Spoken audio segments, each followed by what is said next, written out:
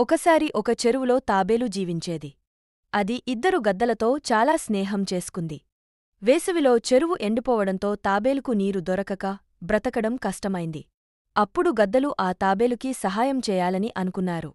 ఒక పొడవైన కర్ర తీసుకుని తాబేలు తన నోటితో పట్టుకోవాలని చెప్పారు. గద్దలు ఆ కర్రని రెండు వైపులా పట్టుకుని ఎగరాలని నిర్ణయించారు. కాని ఒక షరతు పెట్టారు, మేము ఎగురుతున్నప్పుడు నువ్వు ఏ మాటా మాట్లాడకూడదు. లేకపోతే కింద పడిపోతావు అన్నారు. తాబేలు అంగీకరించింది. గద్దలు కర్ర పట్టుకుని ఎగరడం మొదలుపెట్టాయి. తాబేలు మధ్యలో నోటితో బిగిగా పట్టుకుంది.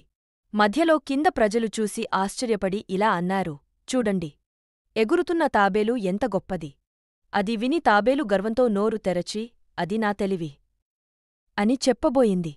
అలా నోరు వదిలేయడంతో కిందపడిపోయి ప్రాణాలు కోల్పోయింది.